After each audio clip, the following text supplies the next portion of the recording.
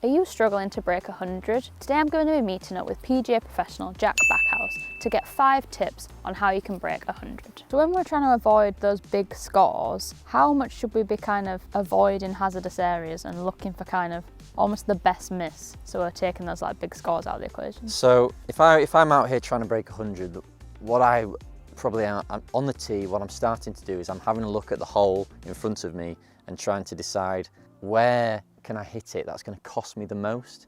You know, so if there's a fairway bunker or a ditch or there's out of bounds, it's going to be at least 1 to get out of there, or 3 off the tee or 1 out of a ditch or whatever. I'm assessing where the hazards are and I'm aiming to a place. You've definitely got to be aiming at a place where you're going to have at least a full swing and a relatively straight shot down at the next target. And sometimes almost like targets like this are very much aiming you like left. This tee marker is almost pointing at those trees up the left. So sometimes it's just having an awareness of that and aiming in like the appropriate place. Yeah, definitely. So on this hole in particular, the trees on the left are very thick, but there's a lot of room out to the right. So I would be stood on here thinking, left is definitely where I don't want to go. So I'm probably going to aim at the right half, knowing that if it goes a bit right, it's fine. If I pull it, it's also going to be fine. And I'm going to have to hit like a pretty poor shot, which can happen, but a really poor one that's going to go in the trees and cost me. Yeah, so then at least on this hole, we're not going to be blocked out. We're going to have a full swing, and it's just giving us the best chance of getting up near the green. Absolutely. If you're trying to break 100, your objective is, certainly off the tee, is going to be hit it to a place where I can find it and then advance it at the green like as quickly as possible. So avoiding trees, bunkers, ditches and out of bounds has got to be like the highest priority. So especially with irons, strike inconsistency can be a huge thing that like pushes up scoring, because if we're getting like fats, thins, tops, you're not really getting anywhere near the green. Yep. So how can people work on that? If you're trying to break 100, you are definitely out on the course hitting like fats and tops, shots that are sort of within 20 yards of you when you hit it. So what you've got to work on, if that's you, is striking the ball first every time. So understanding that what we're actually trying to do is hit the ball, then the ground, and then continue moving the club down for another 2 or 3 inches after the ball. What I would be doing for those golfers is I would be sort of like trying to preset the good strike in their address position.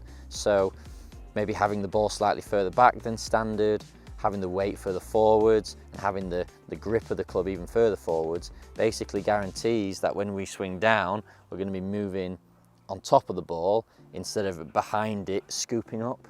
And to me from here, that almost looks like you're kind of setting up in a way that you're going to hit like a 3/4 punch shot. It's more controlled. We know where the ball's going to go. There's going to be a decent amount of distance and we're going to get up to the green quicker. Yeah, so what we're not trying to do, I think, with these shots is, I'm not particularly worried about getting it on the green or close to the pin. All I'm trying to do is get the ball down towards the green as close as possible and as regularly as possible. So the way we're setting up to it might not be the way, optimal for maximum distance, but if we can just strike the ball better and get the ball by the green more often, you're going to be able to then knock it on, take your 2 putts and get away without racking up 6s and 7s, which generally often include a top or a fat where the ball doesn't go anywhere. So I think around the greens, people end up racking up a lot of extra shots because they're almost trying to play the perfect chip to the pin rather than just worrying about getting it up there somewhere near.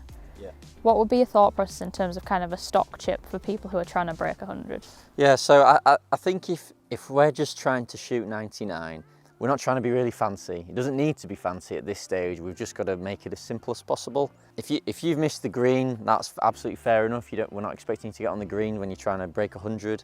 But we are, to start saving some shots, we do need to get the ball on the green every time. If we're within throwing distance from the green, it doesn't make, it's such a waste of a shot to then not get on the green. 99% of the time, I would suggest to people that they should get their 8-iron out to chip it on.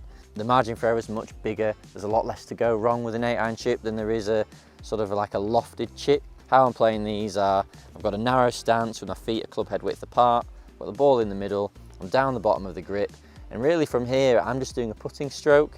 I'm not using any wrists, I'm just trying to like take the club back and take it through, just trying to skim the top of the grass. I don't mind thinning these shots, but I definitely don't want to fat it. So I'm sort of almost aiming halfway up the ball and just taking a nice long swing and sending the ball low and running it. I think it's important to know with this, like, it's going to almost run more than it carries as well. Yeah, definitely. You know, with the 8 iron, it's probably going to fly a third and then run 2/3 depending on the slope and the green you're hitting onto. So just factor that in. You know, the ball doesn't have to land on the green for it to finish on the green, does it? So just try and think about when you're about to play the shot, where am I going to land it for it to then run out to? Yeah, really almost visualising it almost as a putt, but just with a bit more ball speed there in that initial part. So you're getting the speed to get up there, but then it is going to move like a putt on the green. Yeah, absolutely. Generally, these shots are going to land short, get on the green, and then start running. So it is definitely like a putt. You know, you want to have a look at the green and think about the slopes, but even that might be too much for this. All we're trying to do is get it on the green. So just think about where you're trying to land it, make a swing where you don't hit the ground, and just get the ball running as early as possible. Topping your fairway woods has quite a big impact on your scoring because, well, one, it's not really helping your confidence, and two, you've not really advanced the ball anywhere, so it's not really helped you get any further down the hole. What are a few tips people can do to kind of try and avoid this? Yeah, so I think if you're trying to break 100, we sort of have to accept that you're going to be hitting a lot of fairway woods, as you know, fairways and hybrids for your second shots on par 4s and par 5s. And as you say, if you top the ball, rather than it going at 180, 170 and you hit it 10, you may as well have kicked it. So it's basically like taking a penalty shot. So we have to be able to strike the ball first and getting it moving down the hole. First of all, we have to sort of understand why we might be topping it. So a lot of golfers top the fairway woods because they're leaning back, they're trying to help it up in the air, which means they're bottoming out a bit early and then swinging up on the ball. Where if we want to guarantee that the balls are going to move down the hole towards the target, we probably want to play this almost more a bit like an iron, where we're going to really try and almost get a downward strike on the ball, like we're hitting just like we're hitting like an iron. So what I would do to ensure I do that is I might move the ball a bit further back, I might move my weight a little bit more onto my left side and maybe push my hands slightly further ahead so that when I swing, I end up in a position where I'm not bottoming out early, I'm definitely not trying to help it up in the air, and I'm going to hit down on the ball and it's going to shoot. It might go a little bit lower and it might not go as far, but I'd rather be 160 down there and just short and chipping on than 10 yards in front of me faced with the exact same golf shot. Yeah. I think it's really interesting because a lot of people would think when they've topped the ball that they've come down too steep and they've hit too much onto it. But yes, actually a lot of the time it is because they've backed up so much and they've hit it like this. So yeah, almost just letting the loft of the club do the work and not trying to scoop the ball up in the air. Yeah, absolutely. I think that, you know, we're hitting a fairway wood off the ground, which is the problem in itself, because these clubs that, you know, they've got big heads but they don't have a lot of loft.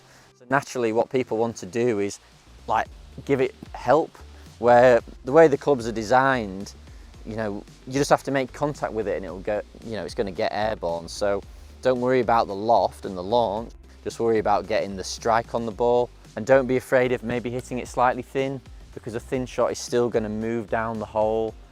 Yes, it's going to be short, but like I said, if I had to choose between hitting it 140 and being short and 10 and being faced with the same shot again, we always just want to keep the ball moving down the fairway.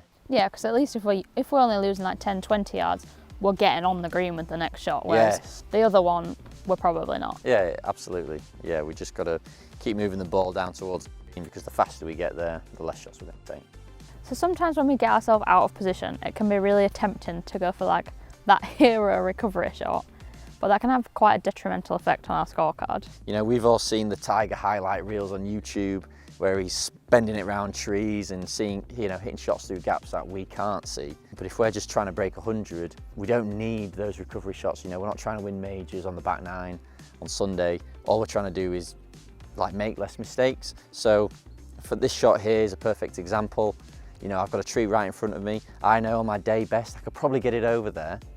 You know, I'm not going to do that every time, you know, and we have to admit that we're not our best every day. We are the average. So instead of hitting it into that tree and then it bouncing further into the trees and then, you know, I'm really struggling for a bogey or par, what the best option here, if you're out of position, is just get the ball back in play, you know, hit a low one, you know, just past the tree, get it running down there, and then we can just chip it on 2-putt and get out of here with a reasonable score.